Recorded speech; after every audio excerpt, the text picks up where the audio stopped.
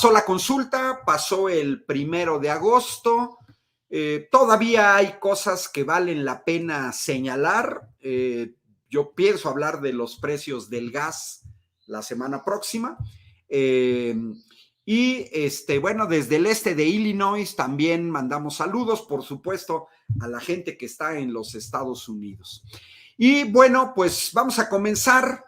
Pasó la consulta, que fue la primera consulta popular constitucional en la historia de México. No fue cualquier cosa, fue la primera en la historia de este país, porque a los gobiernos del PAN y a los gobiernos del PRI nunca, jamás promovieron consultas populares. Ellos no querían consultar a la gente. Para ellos el esquema que si siguieran gobernando, afortunadamente no, que utilizaron es la democracia representativa. Votas y te vas, y te callas, y las decisiones las vamos a tomar nosotros, tus supuestos representantes, presidentes, senadores, diputados, presidentes municipales, regidores, síndicos, diputados locales, diputados federales, se encargaban de tomar las decisiones. Bueno, pues hoy en día ya tuvimos esta primera consulta del 1 de agosto y hay algunos elementos que a mí me gustaría resaltar de esta consulta. Miren, el primero, ya todos lo sabemos, que no se logró el quórum legal mínimo, que era del 40%. Quienes aprobaron la legislatura, diputados y senadores que aprobaron que el artículo 35 constitucional fijaron un quórum mínimo del 40% del padrón electoral para que una consulta popular tenga un carácter vinculatorio.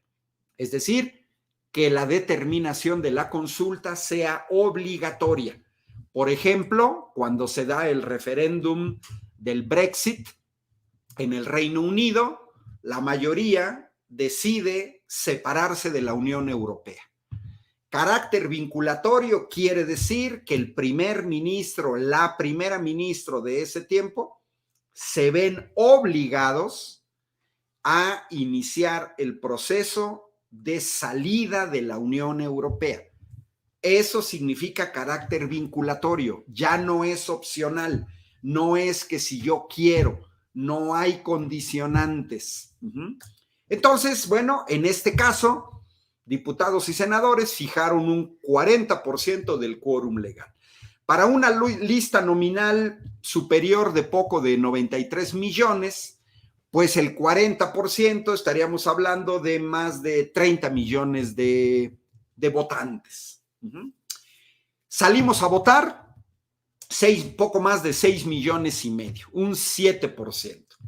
Eso, miren, todos lo sabemos, ya nos los dijeron, unos se alegran de que no se logró el quórum, principalmente panistas, y otros pues se ponen tristes porque no se logró el quórum.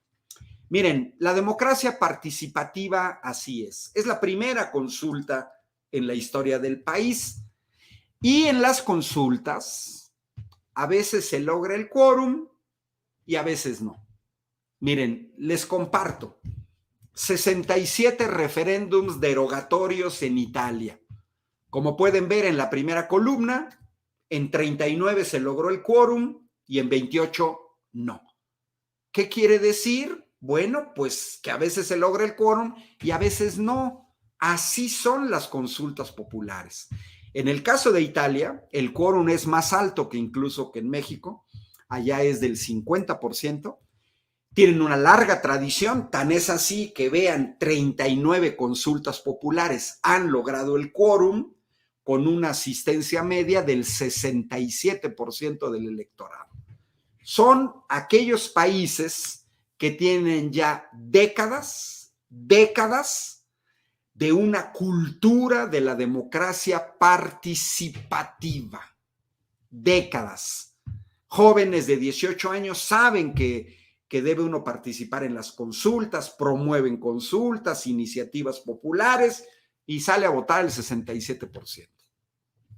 Y en 28 referéndums salió a votar alrededor del 31%, ¿no? Y entonces, bueno, pues no, la gente no vota. Bueno, después de la gente que sale a votar, hay ocasiones en que la mayoría dice sí y en la mayoría dice no. No tenemos que confundir el quórum legal mínimo con el resultado de la consulta. Son cosas distintas. Por ejemplo, en este caso de Italia, de 39 consultas populares en las que se logró el quórum, eso no quiere decir que la opción del sí siempre ganó en 39. No. Por ejemplo, aquí ha ganado en 23 y el no ha ganado en 16. Este cuadro en un país con una larga tradición de democracia participativa nos debería de ver los resultados del 1 de agosto con cabeza fría, porque en marzo del año próximo va a haber un referéndum revocatorio. Se puede lograr el quórum como no. Así son las consultas populares. A veces se logra el quórum y a veces no. Si se logra el quórum, el resultado es obligatorio. Si no se logra el quórum, no es obligatorio. No quiere decir que no se haga nada. Y si es obligatorio y gana el sí, pues se tiene que hacer esa opción que marcó el sí, y si no, el no. Y a veces gana el sí y a veces gana el no. Entonces, eso tenemos que ver en la consulta del 1 de agosto. ¿Se tenía que haber logrado el quórum? Sí, para hacerla vinculatoria. Bueno, pero vámonos al país que más consultas populares ha hecho en la historia.